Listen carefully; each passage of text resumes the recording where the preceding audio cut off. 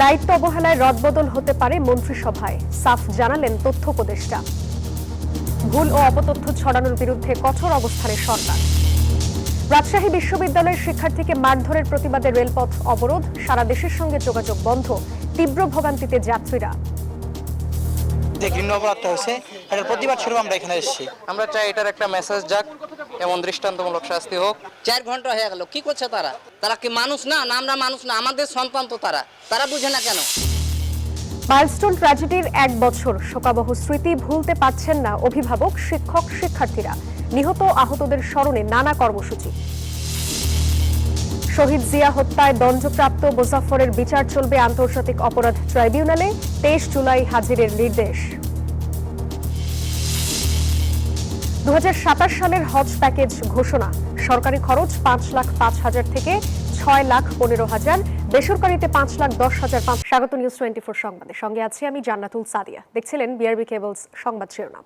কোনো মন্ত্রী যদি সঠিকভাবে দায়িত্ব পালন করতে না পারেন, সেই ক্ষেত্রে মন্ত্রিসভায় রদবদল হতে পারে বলে জানিয়েছেন প্রধানমন্ত্রীর তথ্য উপদেষ্টা ডক্টর জাহিদুর রহমান। প্রধানমন্ত্রীর সাথে কথা বলে এমন ইঙ্গিত পাওয়ার কথা জানান তিনি। সকালে সচিবালয়ে বিভিন্ন মন্ত্রণালয়ের কাজের অগ্রগতি নিয়ে ব্রিফিংয়ে একথা জানান তিনি। ভুল ও অপতথ্য ছড়ানোর বিরুদ্ধে সরকারের কঠোর অবস্থানের কথাও জানান তথ্য উপদেষ্টা। বলেন, এই বিষয়ে তথ্য মন্ত্রণালয়ে একটি আইনজীবী প্যানেল করা হয়েছে, শিগগিরই এই বিষয়ে প্রজ্ঞাপন জারি হবে বলেও জানান তিনি। এ সময় তথ্যমন্ত্রী জহির উদ্দিন স্বপন বলেন, দুর্নীতি বা অন্য কোনো কারণে যাদের নিয়ে গণমাধ্যমে সংবাদ হচ্ছে তাদের বিষয়েও ব্যবস্থা নেবে সরকার। মাননীয় প্রধানমন্ত্রী একটা মন্ত্রিসভা তৈরি করেছেন, একটা উপদেষ্টা পরিষদ তৈরি করেছেন। এটুকু ওনার সাথে কথা প্রসঙ্গে আমি যতটুকু বুঝি, ওনার যদি কখনো মনে হয় যে কেউ ভালো পারফর্ম করতে পারছেন না, তার জায়গায় দপ্তর পুনর্বন্টন অথবা নতুন কাউকে দেয়া, এগুলো যদি প্রয়োজন মনে করেন তিনি সেটা করবেন। স্বাক্ষরিত জুলাই সনদ অক্ষরে অক্ষরে বাস্তবায়ন করবে বিএনপি সরকার। যুগপৎ আন্দোলনে অংশ নেয়া শরিকদের একথা জানান প্রধানমন্ত্রী তারেক রহমান। সোমবার প্রথমবারের মতো শরিকদের সাথে আনুষ্ঠানিক বৈঠকে ভবিষ্যৎ বাংলাদেশের করণীয় নিয়ে আলোচনা করেন সরকার প্রধান। এ সময় আগামীর বাংলাদেশ বিনির্মাণে সবাইকে সাথে নিয়ে কাজ করার প্রতিশ্রুতিও দেন প্রধানমন্ত্রী। আমাদের মধ্যে যদি কোনো বিভেদ না থাকে, আমরা নিশ্চয়ই আমাদের 31 দফার আলোকেই হোক এবং একই সাথে জুলাই সনদের আলোকেও আমরা ইনশাল্লাহ দেশকে সামনের দিকে এগিয়ে নিয়ে যাব। আসুন, দেশের মানুষের সেই আস্থা ধরে রাখার জন্য আমাদেরকে যে কোনো মূল্যে ঐক্যবদ্ধ থাকতে হবে। দেশের মানুষের আস্থা ধরে রাখার জন্য আমরা সকলে এক কাজ করব। রশিদ ছাড়া ভাড়া উত্তোলন করার প্রতিবাদ করায় টিকিট চেকারের মারধরের শিকার হয়েছেন রাজশাহী বিশ্ববিদ্যালয়ের এক শিক্ষার্থী। এ ঘটনায় অভিযুক্ত টিটির বিরুদ্ধে ব্যবস্থা নেওয়া সহ 4 দফা দাবিতে রাজশাহী ঢাকা রেলপথ অবরোধ করেছেন বিশ্ববিদ্যালয়ের শিক্ষার্থীরা। এতে রাজশাহীর সঙ্গে দেশের বিভিন্ন অঞ্চলের রেল যোগাযোগ বন্ধ রয়েছে, ফলে তীব্র ভোগান্তিতে পড়েছেন যাত্রীরা। রেলওয়ে কর্তৃপক্ষ অভিযুক্ত টিটিকে সাময়িক বহিষ্কার করেছে। রাজশাহী থেকে মতিউর মর্তুজা জানাচ্ছেন আরো। সোমবার রাত পদ্মা এক্সপ্রেস ট্রেনে ঢাকা থেকে রাজশাহী ফিরছিলেন রাজশাহী বিশ্ববিদ্যালয়ের এক শিক্ষার্থী। এ সময় যাত্রীদের থেকে রসিদ ছাড়া অর্থ আদায় করার অভিযোগ তোলেন ওই শিক্ষার্থী। বিষয়টি প্রতিবাদ করতে গেলে তাকে মারধর করেন টিটিই। এ ঘটনার পর ক্যাম্পাস সংলগ্ন চারুকলা এলাকায় রেল লাইন অবরোধ করেন শিক্ষার্থীরা। বন্ধ হয়ে যায় রাজশাহীর সঙ্গে সারা দেশের রেল যোগাযোগ। এই ঘটনায় অভিযুক্ত টিটির বিরুদ্ধে ব্যবস্থা নেওয়া সহ 4 দফা দাবি জানান শিক্ষার্থীরা। যিনি সরাসরি ঘুষ নিচ্ছে, তো উনি হচ্ছে আমার কলারে ধরে আর আরেক হাত দিয়ে হচ্ছে গাড়ে ধরে টান দিয়ে নিয়ে জোরে হচ্ছে ধাক্কা মারে, সজোরে ধাক্কা মারে। এদিকে ট্রেন চলাচল বন্ধ থাকায় চরম ভোগান্তিতে যাত্রীরা। আমরা এখানে প্রায় 4.5 ঘন্টা থেকে দাঁড়িয়ে আছি, এখন পর্যন্ত ট্রেন ছাড়েনি। অসুস্থ রোগী আছে এখানে, চিকিৎসার জন্য যাচ্ছিল, বাথরুম বা খাওয়া দাওয়া কোনো কিছু ঠিক ঠিকানা নাই। অবশ্যই রেল অথরিটির একটা প্রপার অ্যাকশন নেওয়া উচিত ছিল। বিশ্ববিদ্যালয়ের উপাচার্য জানান, শিক্ষার্থী, রেলওয়ে কর্তৃপক্ষ এবং স্থানীয় প্রশাসনের সাথে আলোচনা করে অবরোধ প্রত্যাহার করতে আলোচনা চলছে। অভিযুক্ত আছে তাকে দ্রুত হাজির করা, আইনের আওতায় আনা এবং ছাত্রের যে ক্ষতি হয়েছে সেই দিকগুলো দেখা, বিবেচনা করা, এইটা সমাধানের জন্য দ্রুত বলেছি তাদেরকে। অভিযুক্ত টিটিই-কে সাময়িক বহিষ্কার করা হয়েছে বলে জানায় রেলওয়ে কর্তৃপক্ষ। অবরোধের কারণে আটকা পড়া ট্রেনের টিকিট রিফান্ড করা হচ্ছে বলেও জানান কর্তৃপক্ষ। ট্রেনে যদি কোনো প্যাসেঞ্জার না যায়, যাত্রী বাতিল করে, তাহলে টিকিট ফেরত দিয়ে টাকা নিয়ে যাবে। শিক্ষার্থী, বিশ্ববিদ্যালয়ের প্রশাসন এবং রেলওয়ে কর্তৃপক্ষের মধ্যে আলোচনার মাধ্যমে দ্রুতই এই সমস্যার সমাধান করা হবে বলে জানান সংশ্লিষ্টরা। Desk report, news 24। মর্তুজা, এখন সেখানে কি পরিস্থিতি দেখতে পাচ্ছেন জানাবেন।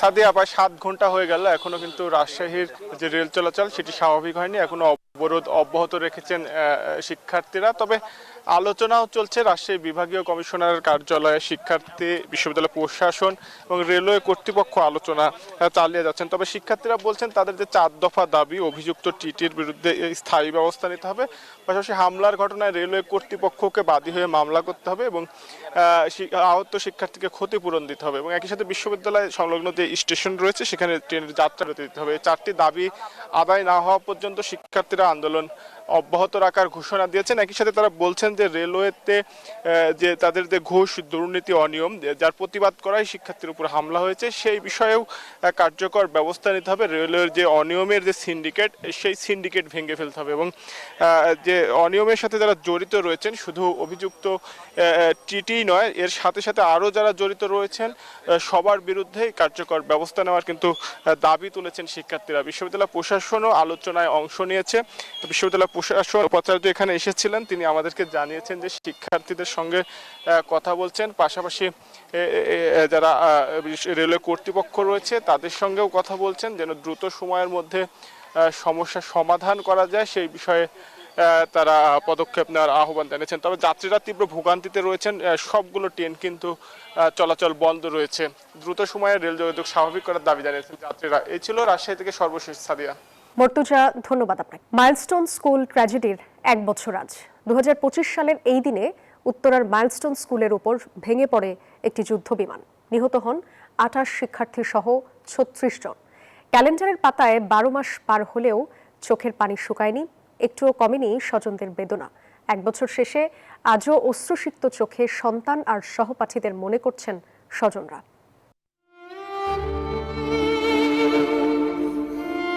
সময়ের চাকা গড়ালেও থমকে গেছে ইমরান হোসেনের জীবন। 1 বছর আগের অভিশপ্ত সেই সকালে মাইলস্টোন স্কুল প্রাঙ্গণে আকাশ থেকে হঠাৎ নেমে এসেছিল এক ধ্বংসযজ্ঞ, যা মুহূর্তেই কেড়ে নেয় ইমরান হোসেনের 3য় শ্রেণীতে পড়ুয়া সন্তান ওমায়ের নূর আশফিকের জীবন। একটাই ছেলে ছিল, বুঝছেন, ছেলেটাকে স্কুলে পাঠাইছি, স্কুলে সকালে হাসি দিয়ে গেল। আমি দুর্ঘটনা বলতে চাচ্ছি না, এটা তো মার্ডার করছে। 2025 সালের 21 জুলাই বিকট এক শব্দে থমকে যায় উত্তরার 13 নম্বর সেক্টর। কিছু বুঝে ওঠার আগেই মাইলস্টোন স্কুল ভবনের উপর আশ্রয় পড়ে বিমান বাহিনীর একটি যুদ্ধ বিমান। মুহূর্তেই আগুন আর কালো ধোঁয়ায় ছেয়ে যায় পুরো এলাকা। খবর পেয়ে দ্রুত ঘটনাস্থলে পৌঁছায় ফায়ার সার্ভিস ও সেনাবাহিনীর রেস্কিউ টিম। কয়েক ঘন্টার আপ্রাণ চেষ্টায় আগুন নিয়ন্ত্রণে আসে, কিন্তু এড়ানো যায় না ভয়াবহ প্রাণহানি। 28 শিশুসহ 36 জন মারা যান এই ঘটনায়। ঘটনার পর গঠন করা হয় কয়েকটি তদন্ত কমিটি, কিন্তু কোনো তদন্ত কমিটির রিপোর্ট আর জনসম্মুখে আসেনি। নিহতের পরিবার আজও সুষ্ঠু বিচারের অপেক্ষায়। তদন্তের মাধ্যমে আমাদের বিচারটা হোক, যাতে ভবিষ্যতে আর এরকম দুর্ঘটনা না হয়, আমাদের বাচ্চা না মারা যায়, এই কারণে মাইলস্টোন স্থানান্তর করা হয়। বিশেষজ্ঞরা বলছেন সুষ্ঠু তদন্ত ও কার্যকর পদক্ষেপ নেওয়া না হলে এমন ঘটনা রোধ করা যাবে না।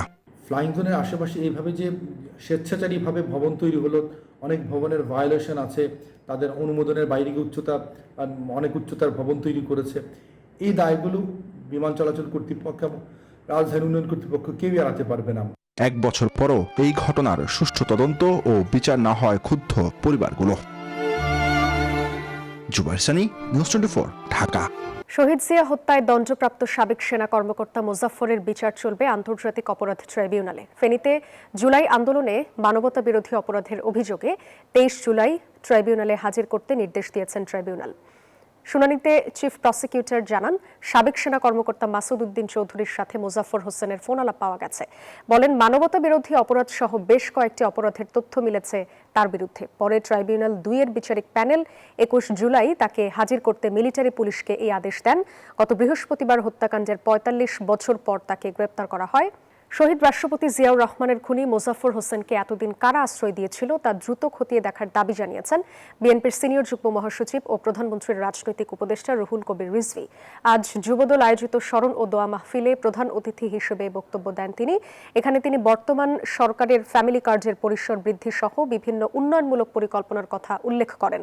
একই সাথে সরকারের এসব জনকল্যাণমুখী উদ্যোগের সুফল প্রান্তিক পর্যায়ে পৌঁছে দিতে দলীয় নেতাকর্মী ও দেশের সবাইকে ঐক্যবদ্ধ থাকারও আহ্বান জানান। শহীদ রাষ্ট্রপতি জিয়াউর রহমানের হত্যাকারী ৪৫ বছর পর সে ধরা পড়ল। মানে অপরাধ যে করেছে এটাও ঠিক, যে অপরাধ যে করেছে সে কিন্তু হয়ে যায় না, পার পেয়ে যায় না, সেটাও তার প্রমাণ, সে ধরা পড়ছে। কিন্তু এখানে আমাদের কথা আছে, এই ৪৫ বছর সে কোথায় ছিল, কে তাকে আশ্রয় দিয়েছে, কে তাকে ভরণ পোষণ করেছে। মাইলস্টোন স্কুল অ্যান্ড কলেজের বিমান দুর্ঘটনায় আহতদের বেঁচে থাকার লড়াই ও ঘুরে দাঁড়ানোর শক্তি পুরো জাতির জন্য অনুপ্রেরণা মন্তব্য করেছেন জিয়াউর রহমান ফাউন্ডেশনের vice chairman doctor Zubaida Rahman. দুপুরে রাজধানী national institute burn and plastic surgery অডিটোরিয়ামে মাইলস্টোন স্কুল অ্যান্ড কলেজে বিমান দুর্ঘটনায় শহীদের স্মরণে আলোচনা সভায় এ মন্তব্য করেন তিনি। এ ঘটনার সময় বাংলাদেশকে সহায়তা করা বিদেশি বন্ধু ও দেশগুলোর প্রতি কৃতজ্ঞতা জানান তিনি। এ সময় স্বাস্থ্যমন্ত্রী বলেন, এই দুর্ঘটনায় আহতদের উন্নত চিকিৎসায় সব ধরনের পদক্ষেপ নেবে সরকার। মাইলস্টোন ট্র্যাজেডিতে আহত শিক্ষক, শিক্ষিকা, শিক্ষার্থী বৃন্দের মনোবল সকলের প্রেরণার উৎস। ভয়াবহ অভিজ্ঞতার পরও আপনারা যেভাবে সাহস ও সংকল্প নিয়ে ভবিষ্যতের দিকে এগিয়ে যাচ্ছেন, জাতি কোনোদিন ভুলবে না। মাইলস্টোন ট্র্যাজেডিতে নিহতদের প্রতি গভীর শ্রদ্ধা জানিয়েছেন স্কুলটির শিক্ষক ও কর্মকর্তা কর্মচারীরা। সকালে স্কুল ক্যাম্পাসের দুর্ঘটনা কবলিত ভবনটির সামনে ফুল দিয়ে শ্রদ্ধা জানান তারা। এ সময় নিহতদের আত্মার মাগফিরাত কামনা করে বিশেষ দোয়া ও মোনাজাত করা হয়। ২০২৫ সালের ২১ জুলাই মাইলস্টোন স্কুলের ওপর বিমান বাহিনীর একটি বিমান বিধ্বস্ত হয়। মর্মান্তিক এই দুর্ঘটনায় বিদ্যালয়টির ২৮ জন শিক্ষার্থী এবং ৩ জন শিক্ষক নিহত হন। এই সময় ওই দিনের স্মৃতিচারণ করেন স্কুলটির শিক্ষকরা। যখন আমি এখানে এই গেটের কাছে দৌড়ে আসলাম, তখন দেখি বেশ কতগুলো বাচ্চার লাশ পড়ে আছে। একজন অভিভাবকের মস্তকবিহীন লাশ পড়ে আছে, একজন মহিলা অভিভাবক। আমি দেখলাম একটা বাচ্চা শুধুমাত্র তার সমস্ত শরীরটা লাফাচ্ছে, কিন্তু আমি দেখলাম যে এই বাচ্চাটাকে কোনোভাবেই বাঁচানো যাবে না, সারা শরীরে রক্ত। তখন আমি দৌড়ে গেটের কাছে গেলাম যে কোনো জীবিত বাচ্চা বা কাউকে উদ্ধার করতে পারি কিনা। আসলে একটা বিষয় ভোলা যায় না, কিন্তু ওরা এখন সব পরীক্ষায় অংশগ্রহণ করছে। আমাদের যত স্কুলে যত কার্যক্রম আছে সবকিছুতে ওরা অংশগ্রহণ করছে। অত ট্রমাতে নাই, তবে মানুষ হিসেবে কি আমরা আসলে সব ভুলতে পারবো? এটা দেশে ৪৫ লাখ মামলা চলমান রয়েছে। আগামী ১ বছরের মধ্যে কমিয়ে আনা হবে ২০ লাখে, জানিয়েছেন আইনমন্ত্রী মোহাম্মদ আসাদুজ্জামান। আরও বলেন, মামলার আগে বাধ্যতামূলক মধ্যস্থতা কার্যক্রমের ফলে গত ১ বছরে মামলার সংখ্যা কমেছে শতকরা ৬২%। সকালে সচিবালয়ে এসব কথা বলেছেন তিনি। বাংলাদেশের অপ্রতুল বিচারকের বিপরীতে প্রায় ৪৫ লক্ষের মতো মামলা চলমান আছে। মিডিয়েশনের এই প্রক্রিয়াটাকে জনগণের দ্বারগোড়ায় পৌঁছে দেন, জনগণের কাছে পৌঁছে দেন। জনগণের এই তথ্য জানা দরকার যে সরকার সরকারি অর্থে মানুষকে মামলা মোকদ্দমা থেকে শুধু নিবৃত্তই করতে চাচ্ছে না, অসহায় গরিব মেহনতি মানুষের জন্য সরকার যে আইনজীবী নিয়োগ করছেন, তাদের পাশে দাঁড়াচ্ছেন, তাদের কাছে ন্যায় বিচারের ঝান্ডা পৌঁছে দিতে চাচ্ছেন। ২০২৭ সালের হজের জন্য সরকারিভাবে ২টি প্যাকেজ ঘোষণা করেছে ধর্ম মন্ত্রণালয়। সকালে সচিবালয়ের সংবাদ সম্মেলনে ধর্মমন্ত্রী শাহ মোফাজ্জল হোসেন কায়কোবাদ জানান, হজ প্যাকেজ ১-এর আওতায় খরচ হবে ৬,১৫,২৬৩ টাকা, আর প্যাকেজ ২-এর জন্য খরচ হবে ৫,০৫,৬৪৮ টাকা। এছাড়াও বেসরকারি হজ প্যাকেজের মূল্য ধরা হয়েছে ৫,১৩,৬৪৮ টাকা। এবছরের ২৪ সেপ্টেম্বর থেকে হজের নিবন্ধন শুরু হবে জানিয়ে ধর্মমন্ত্রী বলেন, হজ ফ্লাইট শুরু হবে আগামী বছরের ৮ এপ্রিল থেকে। হজে মাননীয় প্রধানমন্ত্রী ব্যক্তিগত উদ্যোগে বিমান ভাড়া কমিয়ে ১,৩০,০০০ টাকা করা হয়, নির্ধারণ করা হয়েছে, যা হজ ফ্লাইটে বিমান ভাড়া নির্ধারণের ক্ষেত্রে এক মাইল ফরক। এই প্যাকেজ খরচ ধরা হয়েছে ৬,১৫,০০০ 263 টাকা। নারায়ণগঞ্জের হাজীগঞ্জে ব্রাজিল আর্জেন্টিনার সমর্থকদের বাড়িঘর ভাঙচুর, লুটপাট ও ককটেল বিস্ফোরণে আহত হয়েছে 8 জন। সোমবার রাতে এই ঘটনা ঘটে। স্থানীয়রা জানায়, বিশ্বকাপ ফুটবলে ব্রাজিল পরাজিত হলে এক আর্জেন্টিনার সমর্থকের সাথে এক ব্রাজিল সমর্থকের ঝগড়া হয়। এরপর ফাইনাল খেলায় আর্জেন্টিনা স্পেনের কাছে পরাজিত হলে তাকে দেখে কটূক্তি করে ব্রাজিল সমর্থকরা। ওই ঘটনার রেশ ধরে রাতে আর্জেন্টিনার সমর্থক সহ 40 থেকে 50 জন পুরুষ ও নারী দেশীয় অস্ত্রসহ ব্রাজিল সমর্থকের বাড়ি সহ পাশের কয়েকটি বাড়িতে হামলা চালিয়ে ভাঙচুর ও লুটপাট করে। খবর পেয়ে পুলিশ ঘটনাস্থলে এসে পরিস্থিতি নিয়ন্ত্রণে আনে। দিল্লির যন্তর মন্তরে আজও অবস্থান নিয়েছে ককরোচ জনতা পার্টির সদস্যরা। দাবি পূরণ না হওয়া পর্যন্ত রাজপথ না ছাড়ার ঘোষণা তাদের। আন্দোলন ঘিরে সরকারের ওপর বিরোধীদের চাপও বাড়ছে। একের পর এক উঠছে নতুন অভিযোগ। এমন পরিস্থিতিতে প্রশ্নপত্র ফাঁস রোধকে জাতীয় দায়িত্ব আখ্যা দিয়ে দায়ীদের কঠোর শাস্তির বার্তা দিয়েছেন প্রধানমন্ত্রী নরেন্দ্র মোদী। লাঠিচার্জ, কাঁদানি গ্যাস, গ্রেফতার, নির্যাতনের পরও অদম্য জেনজি। পুলিশে হামলার কয়েক ঘন্টার মধ্যেই আবারও যন্তর মন্তরে জড়ো হয়েছেন ককরোচ জনতা পার্টির সদস্যরা। পুরো এলাকা ঘিরে মোতায়েন করা হয়েছে নিরাপত্তা বাহিনীর অতিরিক্ত সদস্য। সোমবার সংসদ চলো অভিযানকে ঘিরে রণক্ষেত্রে পরিণত হয় যন্তর মন্তর। পুলিশের দাবি, শতাধিক পুলিশ ও 60-এর বেশি আন্দোলনকারী আহত হয়েছেন। প্রায় 70 জনকে আটক করে মামলা করা হয়েছে। আন্দোলনকারীদের অভিযোগ, পুলিশে হামলায় আহত হয়েছে বহু শিক্ষার্থী। কেন্দ্রীয় স্বাস্থ্যমন্ত্রী জেপি নাড্ডার সঙ্গে বৈঠকে আন্দোলনকারীরা সোনম ওয়াংচুকের নিঃশর্ত মুক্তি, শিক্ষামন্ত্রী ধর্মেন্দ্র প্রধানের পদত্যাগ এবং প্রশ্নপত্র ফাঁসে আত্মহত্যাকারী শিক্ষার্থীদের পরিবারকে 1 কোটি রুপি ক্ষতিপূরণের দাবি জানান।